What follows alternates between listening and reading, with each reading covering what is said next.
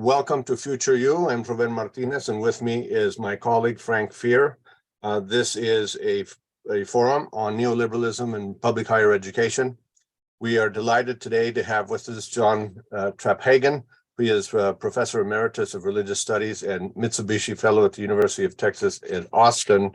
And he is going to be speaking on neoliberalism and the quantification of quality in higher education. Also with us is George Stiles, who will be making comments after John's presentation. John, we'll turn it over to you. Okay, thank you very much for having me. And it's evening where I am. I'm in Tokyo. I'm going to share my screen to get started here. So can everyone see that? Okay, good. So yeah, I'm going to talk about neoliberalism and what I'm calling the quantification of quality in higher education. And, you know, I think anybody who's spent any time around higher ed these days is, you know, very aware of the ways in which metrics have become kind of a key driver of higher ed administration. There seems to be just an ongoing focus on trying to measure basically everything that can be measured. What I find intriguing about this is the idea that one is attempting to use these metrics to measure the quality of teaching and research. And to me, this seems to be a very problematic way of thinking about things. In essence, it's sort of reducing something that is fundamentally difficult to measure in a quantitative way to a bunch of numbers. And you know, one of the things that I found, I maybe just a little bit of, you know, background. I've been I've had a 30-year career in higher education.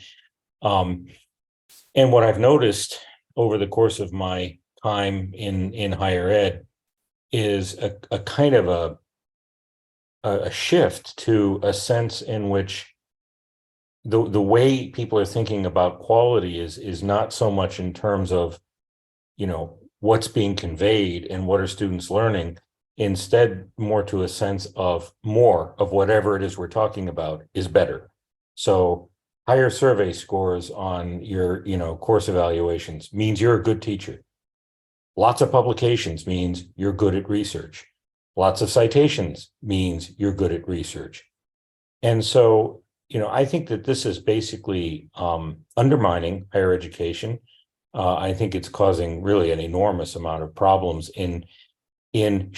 not simply because I don't think the metrics really measure anything, but also it's shifting away.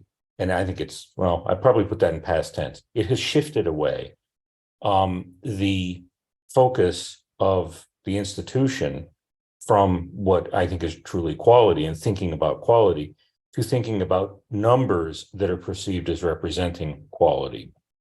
And so obviously, I don't think that's a good thing. So I've kind of come up with what I think of as sort of the formula that is being used in higher ed administration these days. And it goes like this. Good metrics leads to good optics, which leads to marketing potential, which equals money. And I can give you some examples of this, but, you know, I think one good example is there's been, you know, for several years now, this big push to four-year graduation rates. Well, we have to have four-year graduation rates. Why? Well, because a high percentage of four-year graduation rates looks good on US News and World Report rankings. That's something that they have historically used in ranking universities. Now, we can make a case that getting students through quickly is a good thing because it saves them money on tuition, and we all know that the tuition is high, except when you look at a university like where much of my career was spent, many of the students come in with a large number of transfer credits from community colleges and other places, so it's actually more likely that their money is being saved by doing that than by trying to rush them through in a four-year time frame. Now, this idea that, you know, you'll get through in 4 years, of course, can be marketed. It can get students to apply. And more applications means more money. And if you are, you know, getting a lot of applications, you're getting, you know, high marks for your four-year graduation rate, you're getting higher status, which, you know, theoretically should attract better students. It's a numbers game. It's, you know, more is important. it's really not asking questions about which students fit our university best, which are the, most appropriate types of students. It's basically, we want to get a lot of applicants and we want to get our students through quickly. We don't want them to linger. The questions that don't seem to get asked is why is it important to graduate in 4 years? From my perspective, it seems that college is an opportunity to be developing oneself and to be thinking and exploring ideas. And for some people, it may take a little longer than 4 years. And again, I fully grasp the importance of the economics of this thing. One can't ignore that. But there are other ways, again, to approach this. And one way to think about that is, things like students are taking courses at community colleges. Another question that's just fundamentally important is a 4-year graduation rate in any way related to quality of education? In fact, you might argue that if you're pushing students through, you're really not paying much attention to quality. You're focusing on how many students you get through. It again becomes a kind of quantitative approach in which the emphasis is on let's get our people through quickly rather than are they getting a quality education? I think that this kind of thinking permeates the neoliberal administrative mindset. You see it in a lot of different things. You see kind of this sort of idea of, let's create lots of programs and lots of policies. Again, more equals better. At one university where I taught, I was told years ago by an associate dean that the graduation requirements had become so complicated that they couldn't actually be sure if someone had met their requirements without running it through a program on a computer. It was just, there were too many different levels of things that you had to do. And so I've seen this, over and over. Students really struggle to put together the right package of all of the different requirements they have in order to graduate. Well, one would have to ask it, why would you as an administrator want to do this? Why would you create a program that makes it difficult to figure out if you're capable of graduating in terms of meeting requirements? Why wouldn't you want to make that easier? And, the cynic in me is basically because for administrators, making more programs and making more policies justifies what they do. What would you do if you weren't making programs and policies? Unfortunately, the question that doesn't get asked very well is, do the programs and policies help or do they hinder both education and research at the university? I rarely see that kind of question coming up. It's just kind of like, oh, we need a program. And so we do that. And of course, the other part of the problem here is that if you have programs, then you need to hire more administrators. And we'll come back to that in a moment. So the problem, in my view, is that the concept of quality in higher education has basically been reduced to counting. And that's so that whatever quality is, it can be measured and assessed. In essence, the simple formula that's being used is quality equals quantity. And so quality in both teaching and research, there are things that are very difficult to quantify. I think about what makes someone a good teacher. I really don't know how you apply a number to that. But the interesting thing is that this has become so normalized in higher education that faculty often don't even recognize that it's going on. And so I want to give an example of this. I think all of us who have taught have been, frustrated with the whole issue of course surveys or, course evaluations. And they get used in a lot of different ways. They get used for promotion and tenure. Obviously, there is value in finding out what students think of the courses they're taking. That's not a bad thing. But the issue comes with how they then get applied. And so I've served many years on, various kinds of promotion and tenure committees. And one of the things that I found interesting is that when it comes up to discussing teaching, the first thing that usually gets mentioned is the scores on their course evaluations. So whoever's going up for, promotion, that's going to be the thing that happens. And so there's going to be someone who says, well, Professor X has good or moderate or poor scores on the course evaluations.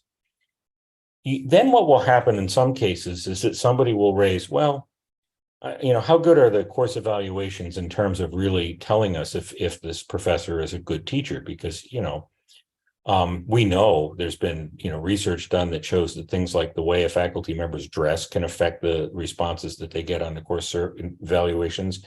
There are gendered things that are related to how the responses come through.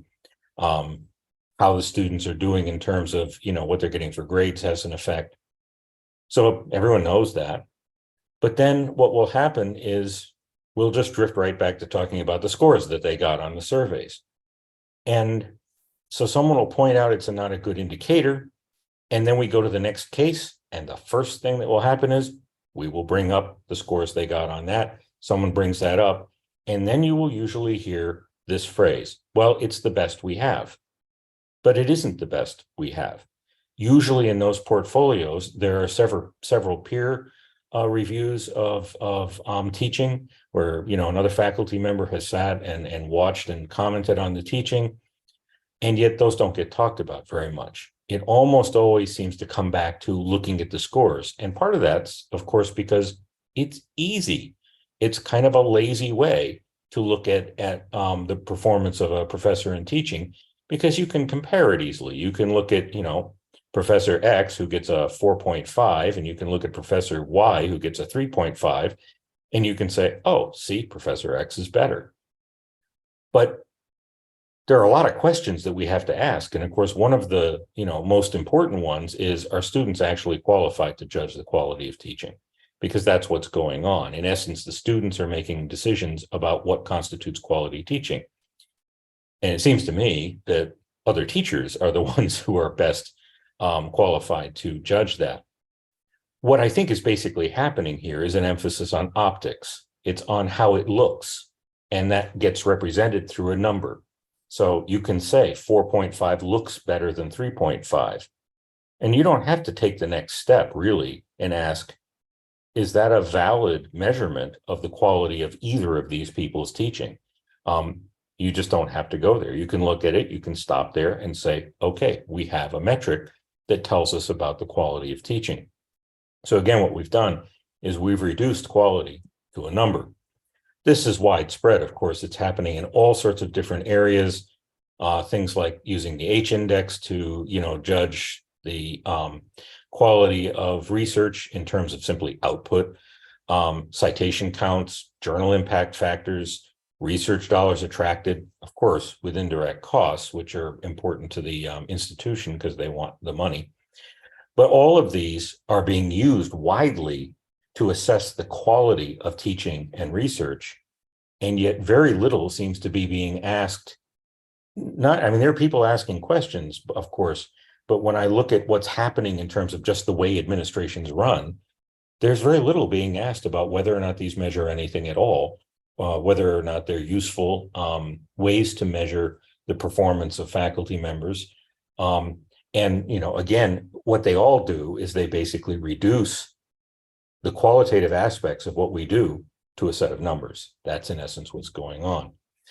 It finds its way all the way down right into the classroom, where you can see it in the way that rubrics get used. I had an experience this past semester where I was talking about the midterm and final take-home essay exams in one of my classes, and a student, raised his hand and he said, "Where can I find the rubric?" And I said, "There's no rubric. I don't do rubrics." And he got very disturbed, and I could see other students were troubled. Well, I don't personally think that coming up with a set of point categories is the way to grade essays, because lots of different things get balanced in a very subjective process. What it does is it creates, again, the optic, the appearance that there's an objective grading process going on, when in fact that's not at all what's happening. It's very subjective. It's always subjective when we grade essays. One of the things this does is it leads to an assumption on the part of students that actually the grading of their essays is in some way objective because it's tied to this rubric. The other thing it does is it leads to formulaic writing and leads to, again, an assumption that formulaic writing means quality writing. If you follow the formula, you've done a good job because you ticked off all the boxes on the rubric. So this kind of mindset works its way right into the classroom. It also works its way into the way departments operate. I was the assessment coordinator for 2 different departments over a pretty long period of time.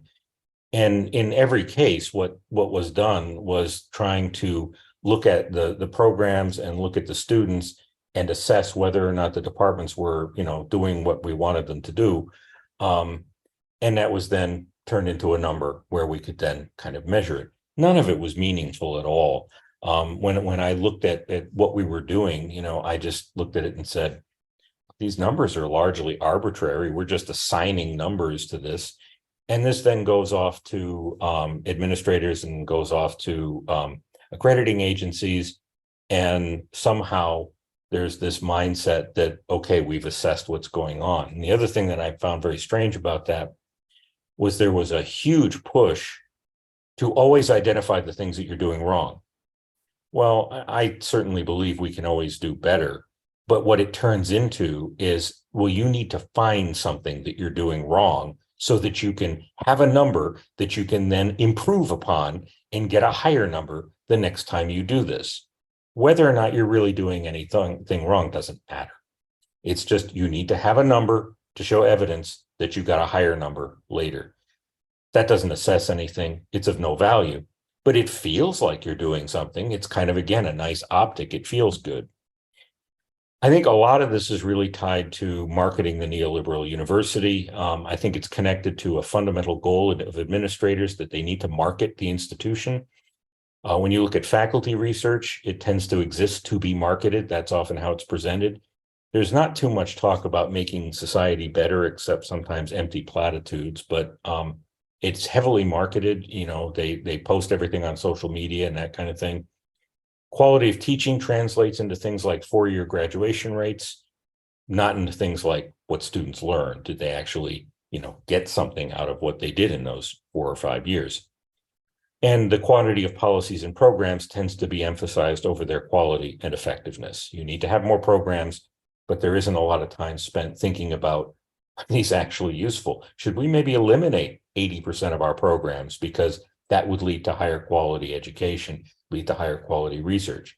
Maybe the answer is no, but you just don't ever hear anyone even asking that question. Should we cut back on all these policies and programs? All of these different kinds of things can ultimately be marketed and then can be translated into dollars through things like alumni donations, application fees, tuition. They can also be translated into status. So, things like having high numbers of applicants is something that is an indicator of status of a particular university. And so what you see again is back to this basically, formula where metrics lead to optics, lead to marketing, lead to money. That's basically what is going on. And so what I think is that this is basically driving almost everything that's going on in higher ed administration. And it has found its way now so that it just permeates all aspects of the university. And obviously, I think this is very unhealthy. So I have a pretty cynical view. I've actually been told that I'm cynical. An associate dean asked me a while back, why are you so cynical about things? Well, think about it. Maybe it's because I'm looking at what's going on. But what I think is happening is that, quantities are easy in terms of manipulating what is, going on. They're easy to manipulate in ways that generate good optics. You can take your quantities and you can do things with them that make things look good. And then, of course, you can market that. I think the current state of higher ed administration is one in which quality is largely irrelevant beyond being a theme to be cited in marketing promotions. But I don't see very much evidence that it is truly relevant in terms of deep concern about the quality of both teaching and research. I think quality is almost always represented in terms of amounts, in which more is better. So that's what quality means. If you have more of something, you're doing better at it. And what I think this is very much tied to is it has produced a consumption-oriented social context in higher education in which values center on generating more stuff to be consumed and more money with which to generate stuff to be consumed. So I see this as a reflection of the consumption-oriented value set that permeates American society and really permeates neoliberal societies more generally, where really what matters is consuming and consuming more. And so it's back to this kind of more is better. And in the university, this becomes more equals quality. So what I think has happened is universities have largely stopped being learning communities and instead have become marketing communities. That's what the university has turned into. And I think this is, of course, really debilitating to higher education and to universities doing their job, which I think is to, help produce good citizens to live in a society. So that's generally what I have to say. And so I'm prepared to just open it up for questions, and I'll stop the sharing and hand it back to Rubén. Thank you, John.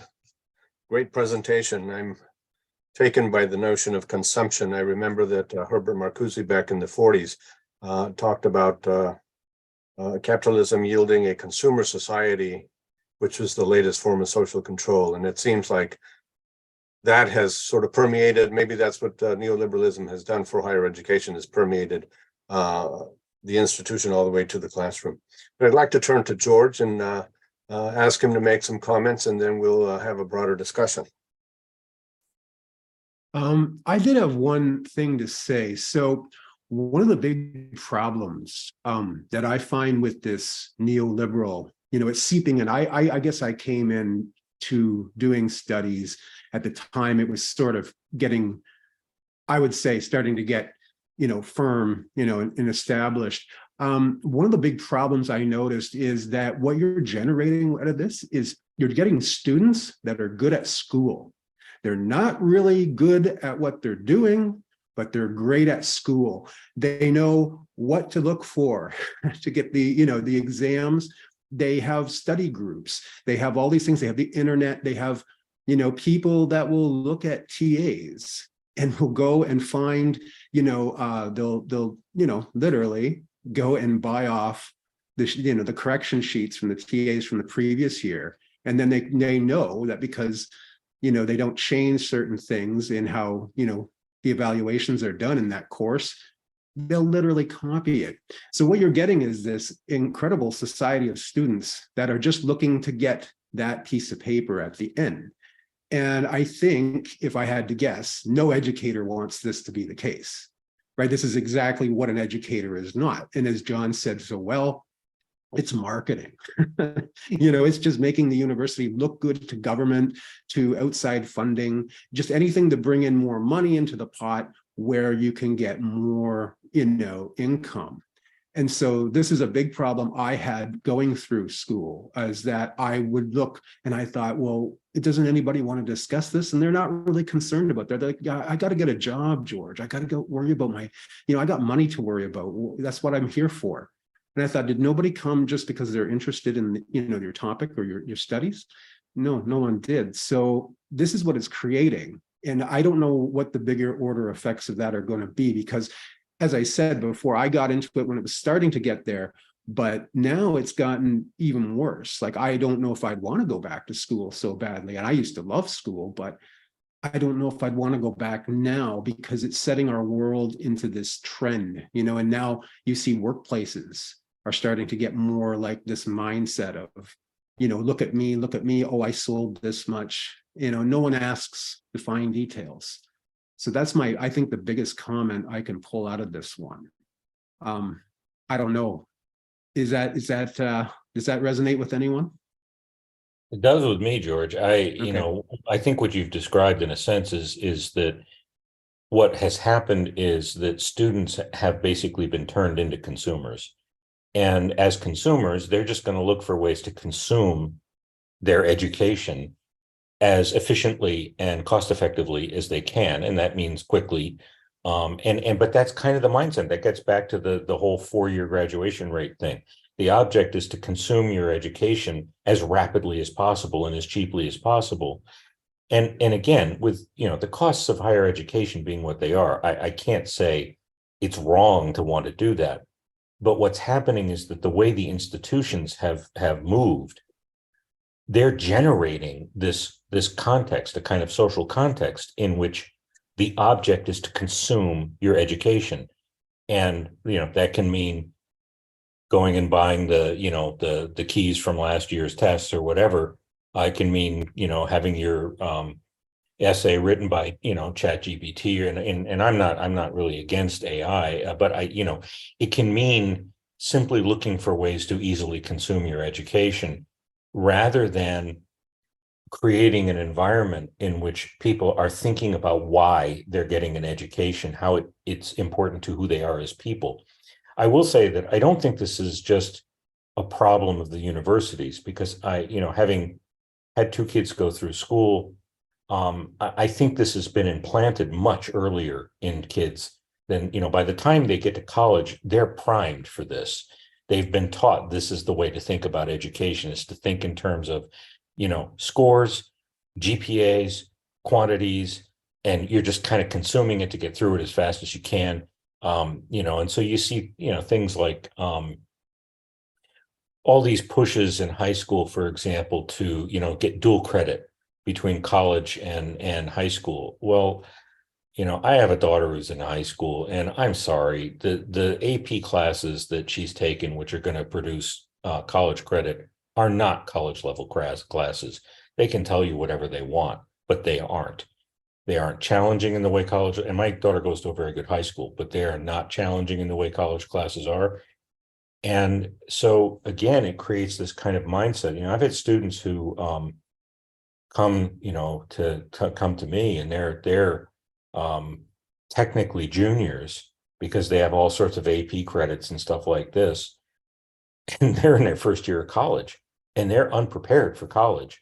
And I've had a few students who have actually wound up failing out because they really didn't have the skills they needed to be taking junior level classes, but they had been sold a bill of goods that they were taking college level classes in high school. And then they get there and they're not ready. They're not prepared. And I think this is all tied to this kind of sense that education is something to be consumed rather than it being something that is something to sort of dive into and help you in creating who you are and developing a sense of who you are as a person. So I think that's right on the mark, George. Yeah, the one thing is, though, I think that a lot of it is the drive, right? Parents tell them how it is in the work world from their experience, and they say it's just metrics. What do you got? Well, if you don't have this, you can't go here, you can't go there, and then you're going to be poor. And then what are you going to do? Money, money, money, money, money. And then it's like, at the end of the day, no one really cares about the new Stonehenge someone found, or Right. you know what I mean? No one's looking at this, and this is not what a scholar's supposed to be. I think that was my greatest disappointment when I went into university. And I did mine in Canada, which I don't think there's any difference. I think that it's the same situation. The university's out there trying to advertise itself, and that's what you see more so. So I'm not really sure how the people that are behind this are really expecting this to, end up. I don't think they really thought about that. Yeah, I don't think so either. And I think a big part of the problem is there's been a shift away from education being about inquisitiveness. Mhm. That Agreed. question about, oh, the new Stonehenge, or oh, the new whatever that's been found. Well, that's intriguing. I want to learn about that because it's interesting. I want to dive into that. That doesn't seem to be there. That kind of focus on the idea of a learning community in which people are working together and are inquisitive and are trying to generate knowledge. That does not seem to be the identity of the modern university. And I think that's actually really a kind of a disaster for education. Agreed. But hey, let me horn Jerry, in there.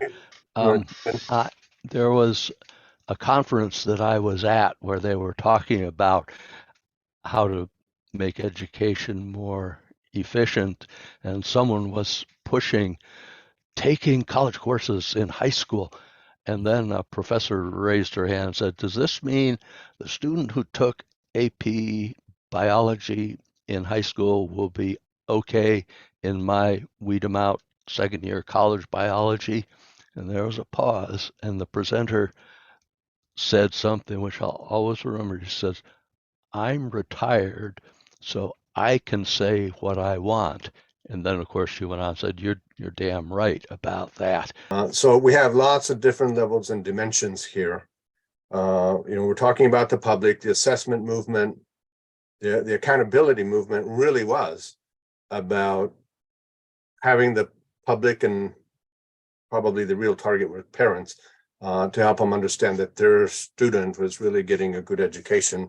Then we have the politicians. Politicians have intervened overtly in the education process, beginning first of all in K through 12, and then moving into higher education. We're now feeling the effects of that more directly. Before it was kind of rather by stealth mode, but now it's very direct. And then we have the administration. Some administrators have fought back on some of these initiatives, but the influence was too great. And then faculty, well, senior faculty haven't always stepped up on this issue, and young faculty just never really knew what it was like before. So they're just stepping up to the grindstone and doing what they need to do. And students, who can fault them? They're at the very end, they're at the receiving end of all of this, right? So can you speak a little bit to, some of those different dimensions, John? Yeah.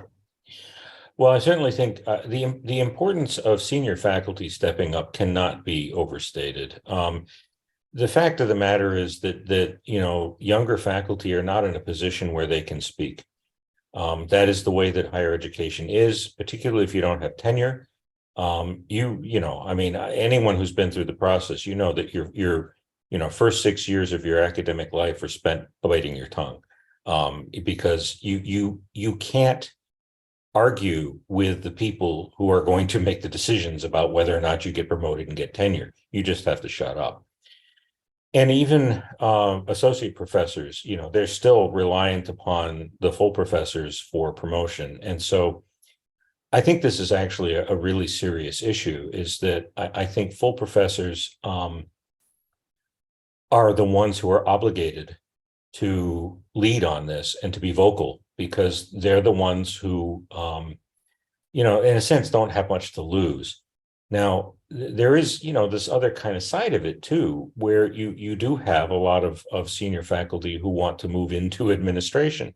And if you want to do that, then you're going to have to be quiet. You can't really be critical of the administration. And so I think one of the problems that exists is that despite the fact that the university is supposed to be an environment that generates a forum for exchange of ideas, when it comes to critiquing the way the institution works itself, it is extremely difficult to raise one's voice. And because there's simply too much potential for punishment, whether it's overt or covert, but there's just too much potential for punishment if you say what you think. And if you want to go into administration and you're loud, you're not going to be in administration long. If you're critical of what's going on, that's not what administrators really want to hear. And so you're just not going to be supported going into that kind of world. So, I think that's one component of what's going on. Does that answer what you're thinking about, Rubén? Yeah, it does. And thank you for that. It's an arena. It's become an arena, really kind of like a corporation, right? Where a critical view is viewed as a cynical view, not a critical view, right? Right. But let me turn to Terry. Terry, you were cut off a little bit when you went muted. And if you could repeat your question, and let's do this again. Yeah, well, I was going to cite something called Campbells Law, where it says when you have a performance-based metric, people are going to game it. This is just like the law of gravitation, and it's a social science view on what we're looking at. And also, when I was at a conference where a gathering where they were talking about reviewing the general education requirements, I went out on the lawn to eat my lunch alone, and another faculty member came and sat with me. I don't think she even knew who I was, but I knew she was head of the Division of Liberal Arts, and she was practically shaking with being upset because something was happening and she couldn't do anything about it. It was the beginning of the death of liberal arts, and she'd realized that it had gotten away from her, and she's as senior as you can get. I've been trying to figure out what's going on there, and I have some ideas. There's something, 2006 or so, something called the Singer Report. Any of you familiar with it? It was sort of No Child Left Behind for college. A lot of administrators wrote it along with one professor. And also a lot of things that are happening in economics now. So I don't want to monopolize things, but you're definitely onto something here. One last remark, somewhere in my notes, I have some authority said, like, education is the one commodity where the less people get, the more satisfied they are. So Something to that. Thank you, Terry. Well, we've been talking a lot about teaching, and teaching is a very multidimensional activity. I know when I was in the classroom and I was getting students from what I would call feeder statistical courses from, let's say, two faculty members, different faculty members. One of them widely held to be, a very effective teacher, lots of awards, all of that kind of stuff, some of the best scores. And another one, a younger one, who teaching similar course, but none of the accolades. And, I would get those students in a higher level course, and I could almost tell who had taught the students, right, which course they had taken, because the ones with the younger faculty member had better technical skills in statistics and understood it better than the other one. They understood something, but, they were not quite as skilled. But I was thinking maybe, they were they had high aspirations and so on. So, again, to the multidimensionality of teaching, what can you say about that? Well, I think I guess what I would say is that let me step back, I think, for a moment, and what I think is part of related to the root of the problem of this. So you take your two statistics faculty members, and they have different approaches in the classroom, and that generates in part different responses on their course evaluations. And some students, of course, are going to do better in the professor who gets the higher scores, and some are going to do better in the one that gets the lower scores. The problem here is taking those scores and then trying to compare the two faculty members. That isn't really reasonable, because different things are going on. The dynamics of the classroom is different.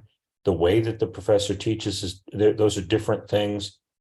And what I think the scores tend to do is homogenize the classroom. They created a sense in which everybody should be doing kind of the same thing. And I think that's actually, I see this as part of a broader problem. So I have always, I just, back up for a second.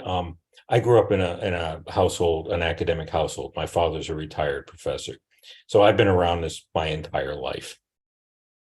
And one of the things that my assumption has always been is that I own my classroom.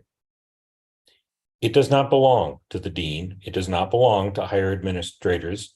It does not belong to any other administrator. It's mine. And I don't think that's the way it's being viewed by large areas of administration at this point. And, I see things like, I was teaching in a program several years ago, and without even asking, they sent two of their admin people in to observe my class. And I was just like, who are you? And they said, oh, well, we're from program X to, observe your class. And I said, you didn't ask me if you can come there, and on the one hand, I was sort of annoyed because I think it's common courtesy to ask, if you can enter a faculty member's classroom. But the other thing that bothered me was that I see this as basically this idea that the professor doesn't own the classroom anymore, that these outside administrative people can come in and judge what's going on in the classroom. And frankly, I went and looked at the people who had come to my room, and they had never stood in front of a college classroom. They didn't have any experience. They were just administrators. I'm sure they do their job nicely, but they're in no position to assess what a faculty member is doing in the classroom. And so I think one of the things that has eroded significantly is the control that faculty members have over the classroom. And of course, that's very tied to an erosion of academic freedom. I think that, there was at one time a sense, again, that the professor, they own that classroom. And that's related to the importance of academic freedom. That's why we have tenure. And that means you're going to get lots of different ways of teaching. And it's going to work with some people. It's not going to work with other people. Once you get to that, okay, let's have a bunch of course evaluations and let's put a number on this. Well, then we start homogenizing everything, because then the issue becomes, what was your number? And then when we start making decisions about promotions partly on the basis of what your scores were on your course evaluations, then you have an impetus to get good numbers and to focus on that, as opposed to focusing on how is best for you to convey your information. So to me, that's how I would respond to that kind of situation, is where, you could have two very good statistics professors who approach it very differently and have very different personalities and get very different scores, but they might be both excellent, or one of them who gets lower scores might actually overall do better in terms of preparing students, even though maybe he's not very nice, or he's not, not warm and fuzzy or something like that. Those things, I think, come into play. But I think the sort of devaluing of the control of faculty of the classroom, I think, is really harming that capacity to have that sort of diversity in the classroom. Yeah, I do a lot of assessment for general education courses, and there's a dilemma here. In Indiana, they want to make sure that you take a first year college course at technical Ivy Tech school. You should be learning the same stuff that you're learning at the head campus in Bloomington, and that's good.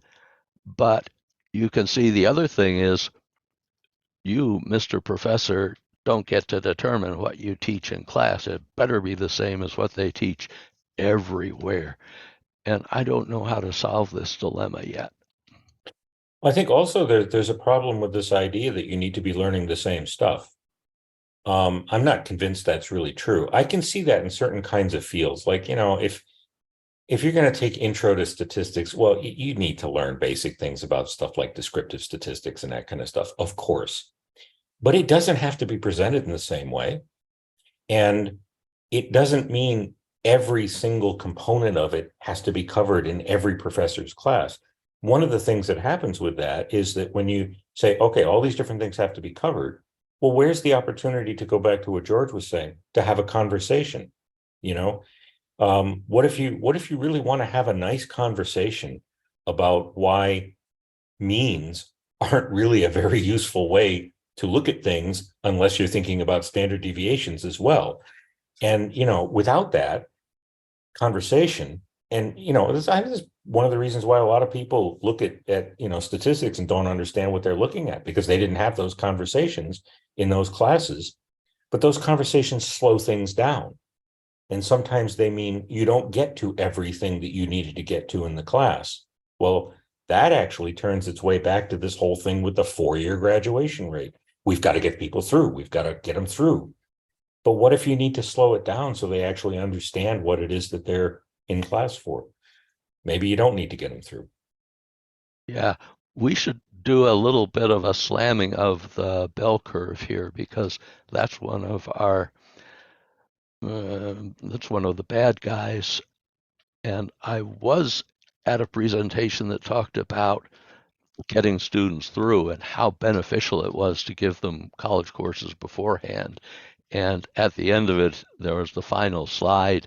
And there was one thing on the final slide that I could see, but he did not mention that people who take college courses in high school, on the average, graduate from college only a few days more quickly than those who don't.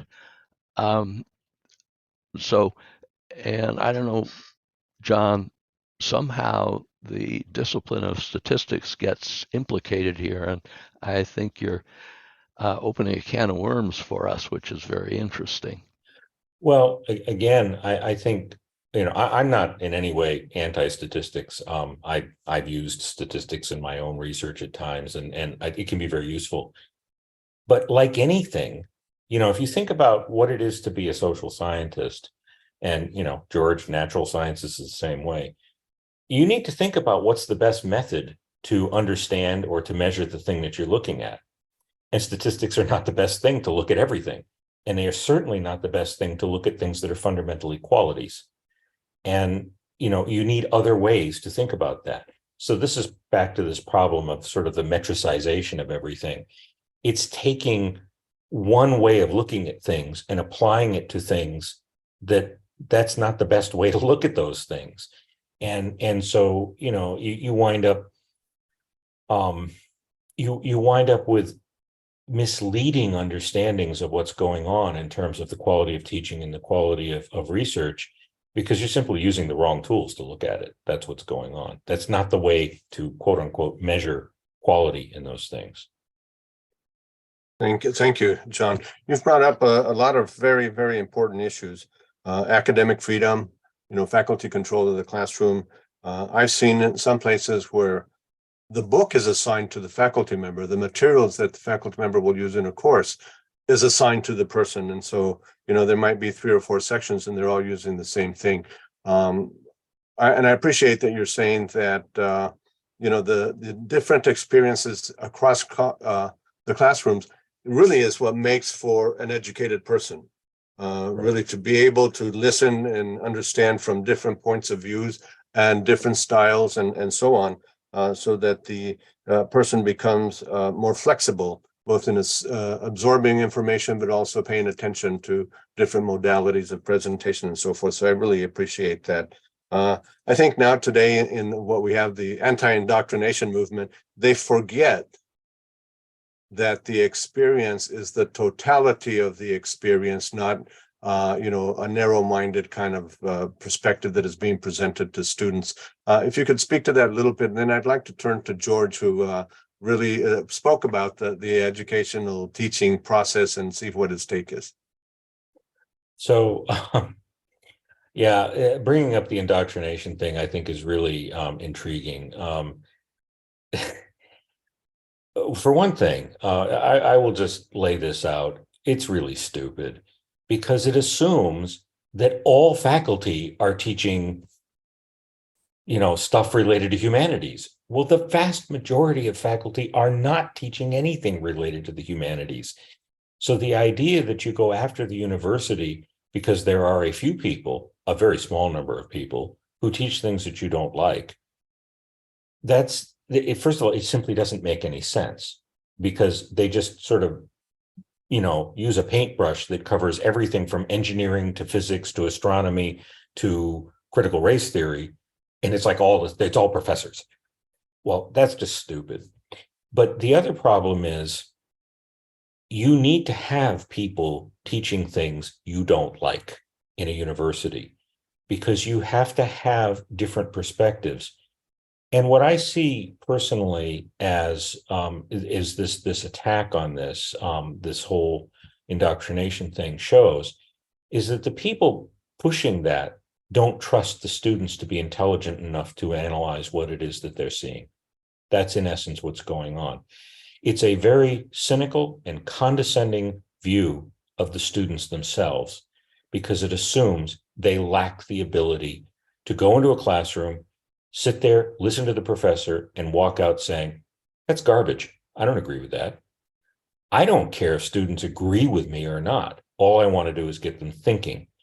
And I have a great deal of trust in my students to do that. I'm very impressed watching a lot of my students and their willingness to rise and to think and to push. But I think I think this is just an incredibly unfortunate, basically slam at young people, because it's working from the assumption that they can't assess anything on their own. So, you have to then eliminate it because it might indoctrinate them. My attitude is you need to have lots of different perspectives in the university, and that includes conservative perspectives. I'm not a conservative, but you need to have those perspectives there because the students need to be able to sample the different perspectives and come to their own conclusions about what they think. And I think it's a tremendous disservice to the students to take that perspective. And that's what we're trying to do. We're trying to teach them how to be critical thinkers on their own and be able to make assessments on their own, not to assume the perspectives that the substantive perspectives on issues that some faculty may present. They just need to be able to assess them on their own. So I appreciate your response. George, anything you want to jump in here? I just had one comment. I may not be directly addressing the last one. My problem is with all these administrators and all these other people having input on what a professor is and what a professor isn't. At what point do we reduce a professor to essentially an elementary school teacher who just follows, they follow rubrics and, they're well established. But I thought the point of a professor was to be exactly not that. In fact, they are supposed to be not only carving out new information in their fields, but they're supposed to also be doing this in the teaching. The point is that they're supposed to innovate. These are innovators. And I think that that's being choked off, really badly when you get administrators coming in. And also to these student evaluations, a lot of people just think a good professor is one that agrees with them, one that agrees with their life. Someone that doesn't make their life any harder than they want it to be and no less. They just want it perfect. And that's a good professor all of a sudden on these evaluations. He ruined my drinking nights on Friday. That's a lot of people's idea of a good professor. No, professor's supposed to ruin your life. They're supposed to show you, they're supposed to discombobulate it and cut it up and make you think outside the box, because that's your whole problem, right? Is we have a world of people that are just not thinking outside the box. And then you don't want to think critically, right? Because professors are being, restrained from doing this. With an administrator walking in and saying, well, you have to add a McDonald's element into your teaching here. Sorry, it's just too off the wall. Well, you're killing innovation. And you're teaching students to do that as well. And you're showing them that it's okay because, well, an authority told them. And that's the problem I have there. Yeah, you're actually teaching them to devalue innovation. It's really quite damaging because it's, I totally agree with you. That's what the classroom is about. It's supposed to be about innovation. It's supposed to be a place where a university is a place where knowledge is created. That's what a university is. That's not just done in the research labs. It's done in the classroom. And I have often felt that throughout my career, the university has increasingly come to look like a high school. And, the way it operates seems to be like a high school. And I think this is very unfortunate because that really mitigates against that idea of what I call a community of learners, where it's all about generating knowledge. And, those interactions that we have in the classroom, those debates, those arguments, that generates knowledge, that gets people thinking in new ways.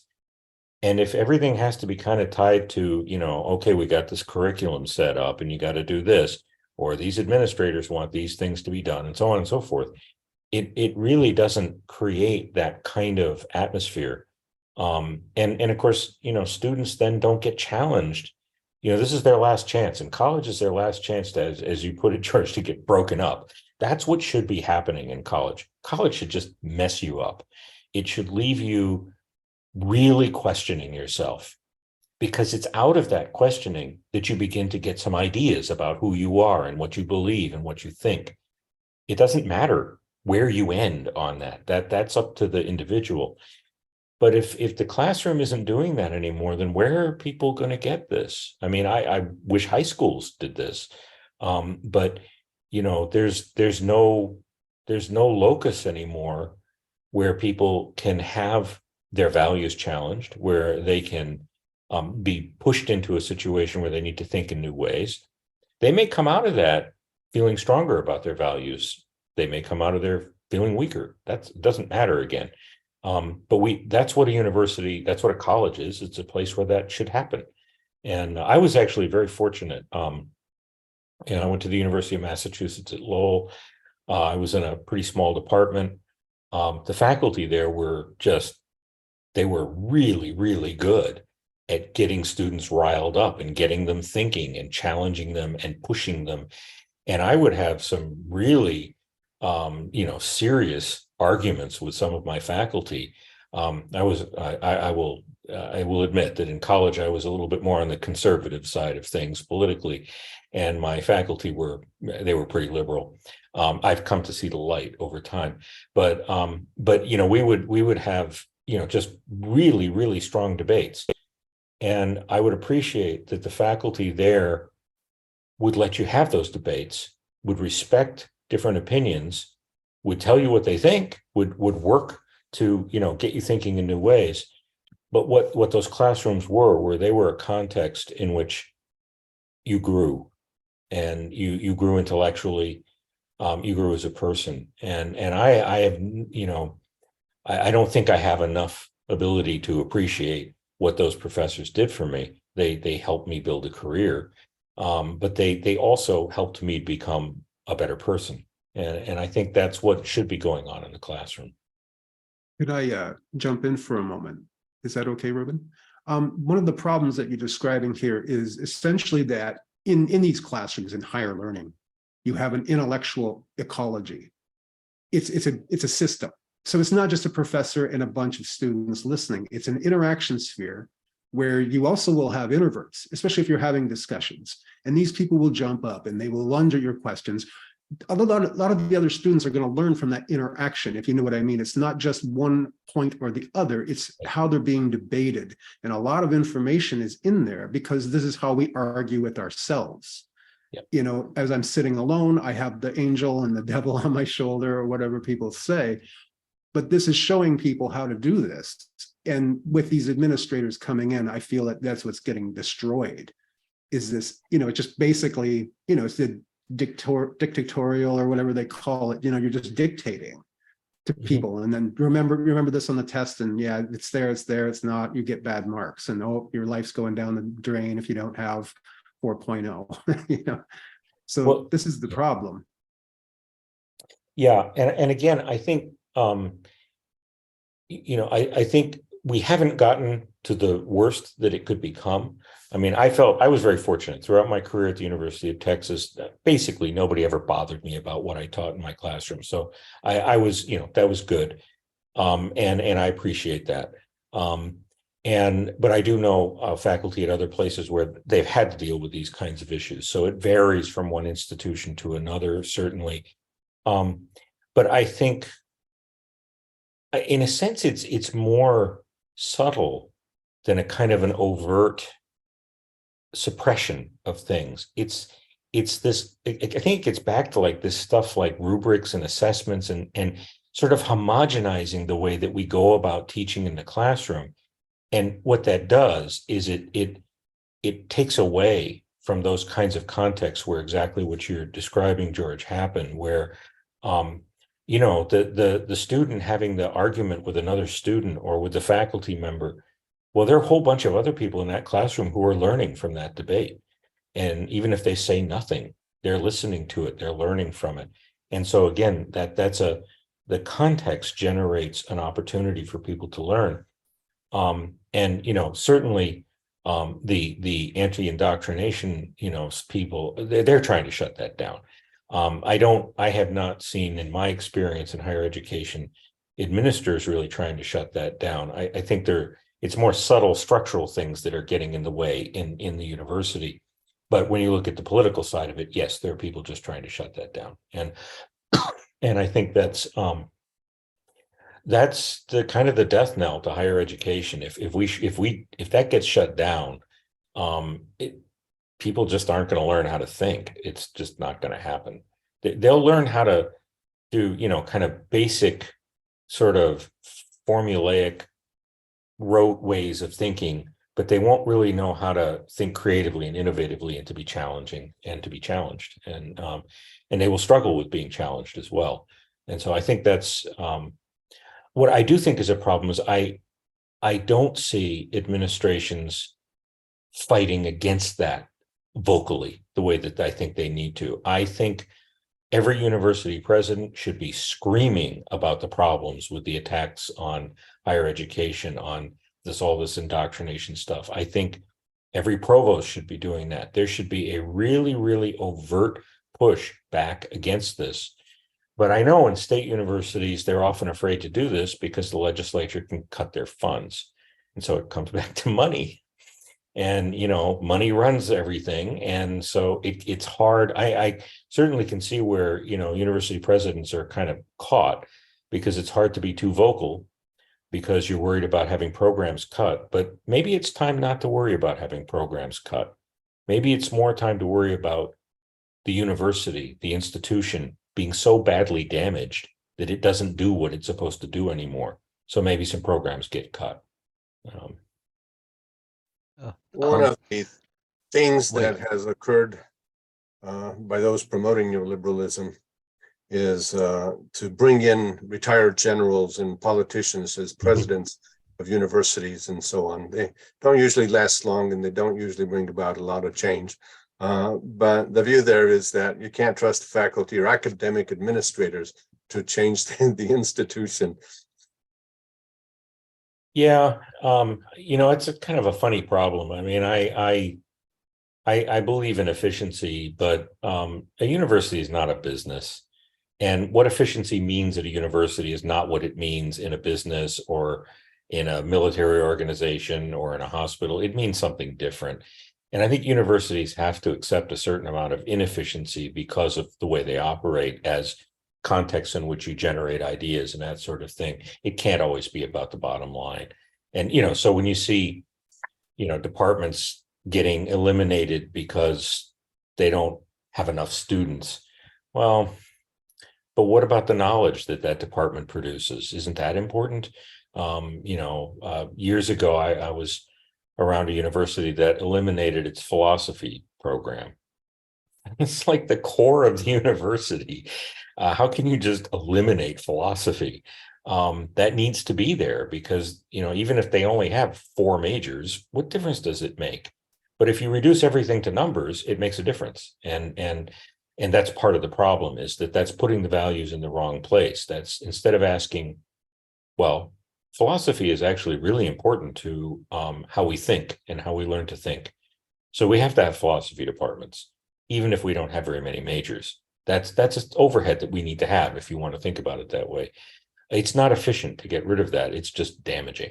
But that's unfortunately the kind of stuff that happens pretty often. Right. And they may only have 4 majors, but they're also providing service courses that touch hundreds and hundreds of students. Exactly. Yeah. So right now, we're in a historical moment where it looks like some universities might be turning away from completing the forms for the rankings by U.S. News and World Report. I think Columbia is one of the major universities that has basically said, we're not doing this anymore. What do you think? Is this going to take off? Are we still going to be kneeling at the front of the U.S. News and World Report? What's going on? It's an interesting question. I'm hoping it will take off. I'm hoping that a lot more universities will reject U.S. News and World Reports and also start rejecting other rankings because most of the rankings are bogus anyway. I'd really like to see them reject rankings that are listing things like return on investment because that's just absurd. But what I'm a little bit afraid of is that even if universities do that, I don't think parents will stop looking at those rankings. And I think that's something else has to accompany this in which the public are, that they learn that those rankings don't really tell them very much. They don't tell them if all right, think about the ranking that, let's say puts the University of North Carolina as, I don't know, number 20, and the University of Texas at number 50. Well, what does that even mean? Both are great research universities. They have different strengths and weaknesses, but every university does. Or, you put, I don't know, Harvard at number 1 because they have Nobel laureates. Well, there are other universities that have Nobel laureates too. It's just, they're not meaningful ways of thinking about higher education. It shifts the emphasis again to a numbers game. Instead of the question that parents really should be asking, what kind of institution is good for my kid? Having kids, I particularly remember this when my son was playing baseball. I would often have other parents ask me, well, do you think this is a good college? Or is UT a good place to go? And, stuff like this. And I would ask them, well, do you understand the difference between the University of Texas and Amherst College? And they're like, well, they're colleges. Many people don't understand they're totally different institutions. And it isn't just about how many students they have. It's about what the expectations of the faculty are. So, if you're at Michigan State or UT, you're at a big research institution, faculty teach less, and they're heavily assessed in terms of their research performance. If you're at a liberal arts college, the teaching is much more important. But parents don't really understand this. College is college, and that's something that I think needs to kind of accompany that. I think the shift away from the rankings is very important, but the parents won't shift away from it unless they understand how higher education works, and they understand that I don't know, maybe the University of Texas is ranked higher than the University of Pittsburgh, but there's no appreciable difference in terms of the quality of those universities. And in fact, it may turn out that, going to Pitt is a better choice in terms of your child's experience. Actually had an experience like this with my son. He went to Lehigh. He got into Pitt and Lehigh, and he got into a few other places, and he'd kind of gotten it narrowed down to Lehigh and Pitt. And because he was surrounded in high school by, college counselors and of course other students and everything, constantly putting pressure on to go to the most prestigious place, he asked me, which of those two schools is more prestigious? And I said, well, they're different, and it's kind of hard to compare them. And he chose to go to Lehigh, but then in retrospect, after being there and ultimately graduating there, he kind of thinks he would have been happier at Pitt. He thinks he would have fit better in that environment. And so those are the things that parents should be thinking about, not the ranking of the school. But it's very hard.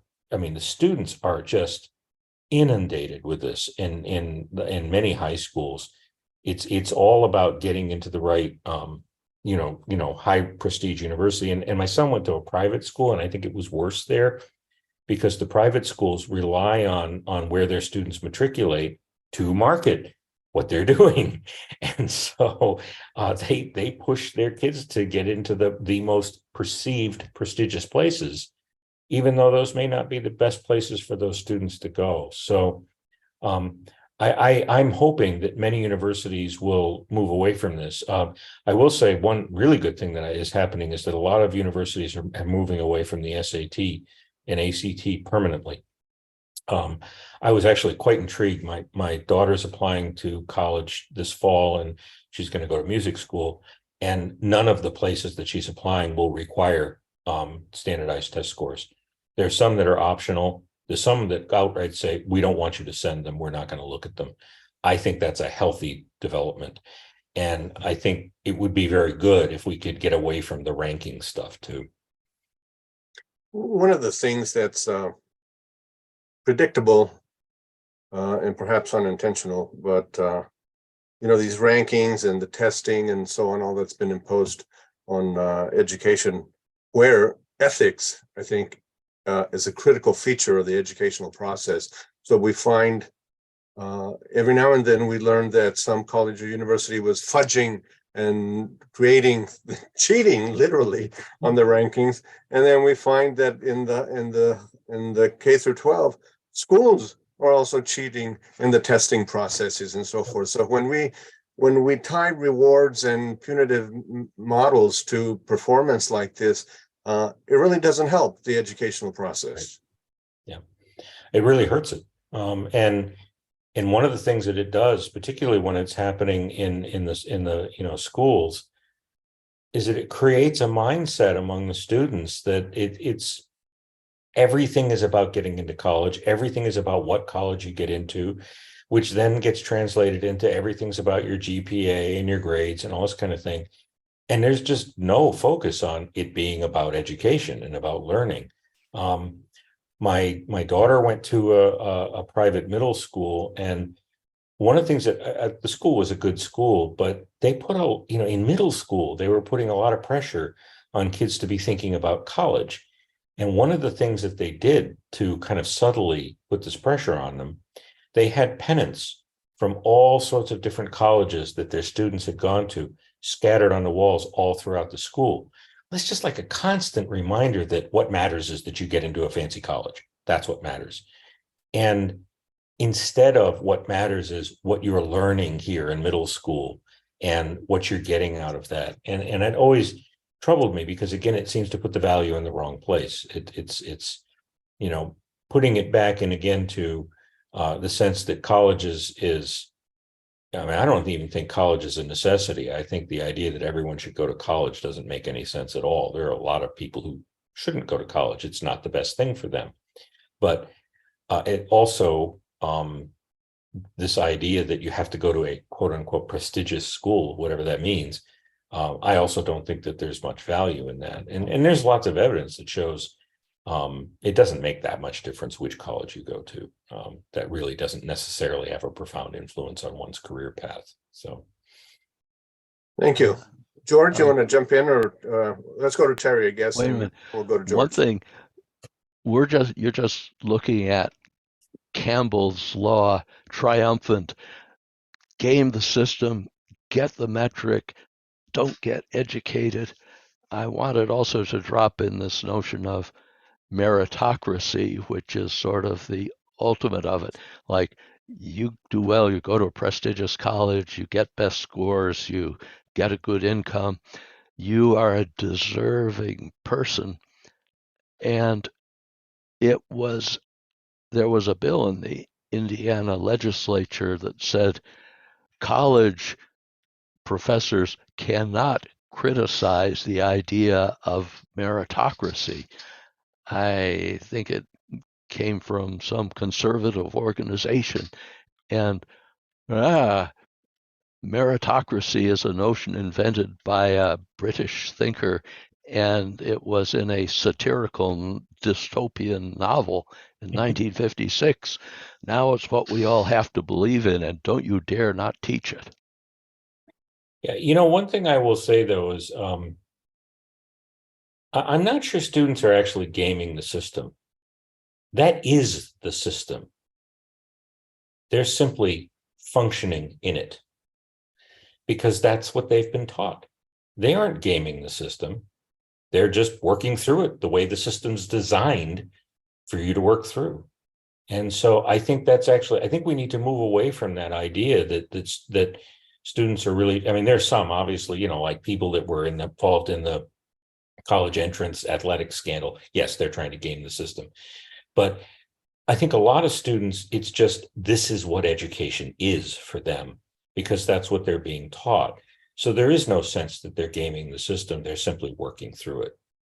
That just makes it way worse, I'm afraid. I agree. Yeah. Thank you. George? Well, the only thing is I think what people need to ask is, how does all this end up translating into the world? So a lot of what gets missed is when you go, there's a lot of people are very dissatisfied with physicians. Everyone's always complaining about physicians, and it's like, well, at the end of the day, no one's really asking the public about them. I think the public should be asked to a large degree, as much as, these things, but it's not. Again, it goes back to these administrators and, this small group of people that tell professors what they should and shouldn't do. And I'm just worried that a lot of people aren't really looking at the bigger picture at all, because this is profound. And I've asked questions to people and said, what does this mean to you? And they don't even know, because no one's really thinking about it. Everyone's just looking at the low-hanging fruit, grabbing that and saying, well, we got a lot of money, we're ranked high in all these magazines, everything's great. I got a big H factor, I've got all these citations, I'm as smart as I need to be. This is what university is becoming, and that I don't think is what university was meant to be. I don't think anybody, and I think no matter how it is, if you were really serious about education, that's exactly what you don't want it to be. And so I think the bigger question to ask is what impact is this having on everybody? What does this do to our society? Because it clearly is going to have effects. And it just is this thing about, well, my metrics, which is fine in a game of baseball. It's good to know a batting average, great stuff. But this isn't a baseball game, right? It's not that. And, as much as people like to make, straw man analogies to things, this is not the case here. Education is like the person that's going to be giving you, your new heart valve, or, diagnosing you with, what type of cancer and why they think it's that type of cancer. And it takes a lot of, expertise and knowledge to know that. But if you're someone that just got in there, do you really know what you're doing? I don't know. Well, and I think one of the problems is that all of this has to be addressed early in education. And I think part of the way it has to be addressed is for elementary schools, middle schools, and high schools to devote significant time to discussing what education is and what does it mean to be educated and what is the purpose of education. And the answer to that is not to get a job. That can be part of it, but that isn't the be all and end all of education, which is kind of what it's become. But I think there needs to be much more discussion throughout schooling about why it's important to be educated, what value that is to society. And it has to be, I think, conveyed in a way that isn't about me. I think a lot of the way education is presented now is it's a very self-centered thing. Well, it's so I can get what I want in the world. That's why I get educated. I think education needs to be understood as a core component of a functioning society. And so what that means is to be educated involves understanding how your society works. It involves understanding how to contribute, and that being educated is something that contributes to a good society. And I don't see that in the United States. I do see that in other places. I mean, where I am in Japan now, I think that's very much a part of the culture here. But I don't see that in the United States. And I think that's, all of these things are intertwined. And I think part of the problem is we just need to get people to have a different understanding of what education is and why it matters, why it's important. Thank you, John. One of the things that came to mind when George was speaking was your commentary on the uses of social media and, the lack of our ability as people to have meaningful conversations. When social media first came out, the internet and all that, I remember reading a book saying, well, this is going to be great for democracy because we can have these great civil conversations and more participation by members of the democracy and so forth. And look what we've got. So can you speak a little bit to some of that? I can. I know George can too. I spent a fair amount of time on Twitter. I, a while back, decided to get involved in Twitter, and partly because I saw a lot of argument and debate going on, and I feel that as an educator, I don't think that stops at the classroom walls. I think it should be part of what I do all the time, and so I've sort of dove into Twitter. I have to admit, there are a lot of times where I want to dive right back out, partly because the quality of argumentation and debate and discussion is so poor. You get, some people who, can form a good argument, but they're relatively few and far between. And so then basically what social media turns into is just a shouting match where people are just, there's nothing of any depth going on. People, one of the things that's really struck me in looking at Twitter is how poor people are at reading. They will look at a tweet and then respond to it with something that's just not related to what was in the tweet. And they just don't seem to grasp that they didn't understand what they read. And I think that's an indictment against our education system. I think I think Twitter could be a wonderful place for the exchange of ideas, but you got to have people who have the tools to interpret, understand, and respond to other people's ideas in a civil and productive way. And I don't see that. I don't know, George, you have a lot of experience with Twitter. I don't know what your thoughts might be on this. I suspect they're similar to mine.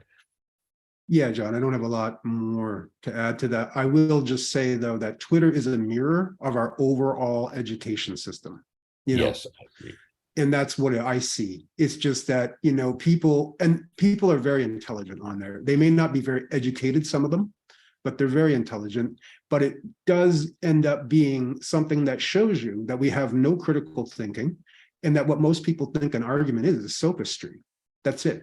They don't understand that, they don't know what a debate is. They don't know what rhetoric is, and they don't know the difference between that and sophistry. And these are things that, higher education definitely is supposed to convey, but you don't see it on there. And this is, it's very troubling to see this, because people are unable to articulate themselves and or to formulate ideas well.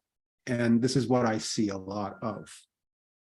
Yeah, I think that's an important distinction. You've got a lot of very smart people that don't have the tools that they need to do something with that smartness. And that's back to the education system. They didn't get the tools they needed. And so then that shows through in things like Twitter, where, there's just a lot of really awful, quote unquote, debate going on. Not because people are dumb, but there's some dumb people too, but most of them are pretty smart. But there's just a lack of the tools, the skills that are necessary to have those kinds of discussions in a productive way. That's the problem, is they don't turn out to be productive discussions because many of the people involved really just don't have the skills to do that. And that's unfortunate. One of the problems, John, is you'll get very intelligent people. I'm sure you've seen this. And there's some incredibly intelligent people on this platform. Yep. And the problem is they'll put out a point and no one will engage them. Right. Yes. And this is, and it just goes flat immediately. And this is such a big problem because people don't know, but they don't know. They don't know how to approach it, but they have a notion of how they might think about it. And this is not what it should be. It should be where we can exchange and build. At least I think so anyway. I agree. It would be, it would be nice if the person who put out that really interesting, comment, if people who didn't know how to react would say, I don't know how to react to that. I don't quite understand. Could you explain that? I don't see that too often. That's actually a fairly rare kind of response. Oh, yeah. You tend to see either you're wrong, or you'll see a response that doesn't really grasp what was there. Or then sometimes you'll see people who are really good at engaging and they get it, but you very rarely see a response that's along the lines of, I don't understand this. Can you clarify it? Can we have a conversation so I can understand what it is you're trying to get at? That is not an exchange I see too often on Twitter. Agreed. Thank you. We've come to the end of our session. I want to give you, John, an opportunity to make some final comments before we close. Oh, well, I think I've probably said more than anybody wants to hear from me, but I want to thank you very much for having me on, and it's been a really great conversation. I've learned a lot from this conversation, and I think it's been really interesting for me, and so thank you for inviting me. Well, thank you for sharing your ideas with us. And George, thank you for joining us today. Certainly, Terry, who's been with us before, thank you for joining us and for engaging in some commentary.